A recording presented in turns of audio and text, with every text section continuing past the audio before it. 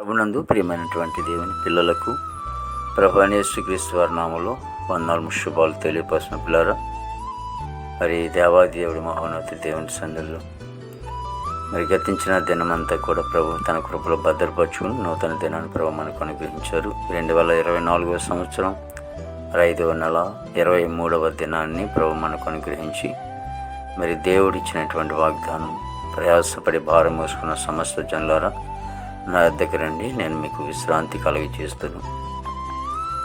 మత్తయి రాసిన సువార్త 11వ అధ్యాయము 28వ వచన భాగం.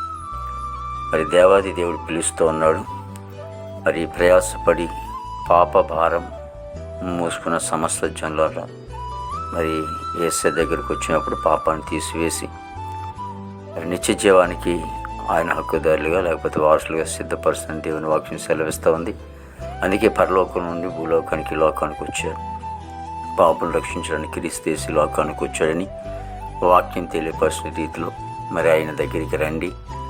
మరి నశించిపోతున్నటువంటి మీ ఆత్మలను ఆయన దగ్గరికి వచ్చిన తర్వాత మరి ఆయన సన్నిధిలో మీరు మీ పాపాలు ఒప్పుకొని పశ్చాత్తాపడి మారు మనసు పొంది మరి ఆయన సన్నిధిలో కన్నీరు కార్చినప్పుడు, మరి బాప్తిజం తీసుకున్నప్పుడు మరి దేవుడు ఆ జీవ గ్రంథంలో మీ పేరును లెక్కింపు చేసి ఆయన బిడ్డలుగా తీర్చిదిద్దుతాడు. ప్రార్థన. మహాపరిశుద్ధుడా, ప్రేమగల తండ్రికి స్తోత్రాలు. బిడ్డలను దీవించండి, ఆశీర్వదించండి. రక్షణ లేని వారు రక్షణ దయచేయండి. ఎవరి బిడ్డలందరినీ రక్షించుకుని ఆయన నశించిపోతున్నారు. ప్రేమను ముసుగులో పడు, త్రాగుడు, గంజాయి, పాన్ పరాకు, ఎన్నో చెడు అలవాట్లకు అలవాటై నశించిపోతున్నారు. తండ్రి రక్షించుకుని ఆయన దేవానికి స్తోత్రాలు. ప్రభు నీటి మీద, భూమి మీద, ఆకాశం మీద ప్రయాణిస్తున్న బిడ్డలు శుభం దయచేయండి.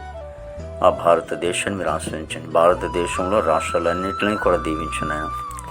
ఆయా రాష్ట్రాలన్నింటిని కూడా మీరు దీవించండి, ఆస్వాదించండి. బిడ్డలు తండ్రి మైరా అందరూ కూడా నిత్యం ఆరాధించుకుని కృప దయచేయండి. నాయకులు మంచి వంతు నింపండి. ఈ దేశం బిడ్డలందరూ కూడా మంచి ఆరోగ్యంతో నింపండి. పాడి పని మీరు ఆస్వాదించండి. ఉపాధి పని బిడ్డలకు వెళ్తున్న పనులు బిడ్డలందరూ కూడా మంచి ఆరోగ్యంతో నింపండి. తండ్రి దేవ కుటుంబంలో కూడా శాంతి, సమాధానం, నెమ్మది, ఐక్యత, ప్రేమ దయచేయండి.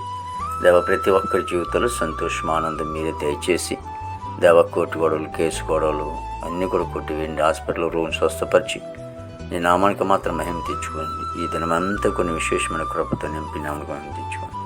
యేసుక్రీస్తు వారి దివ్యమైన నామములో అడుగుచున్నాం తండ్రి. ఆమేన్, ఆమేన్, ఆమేన్.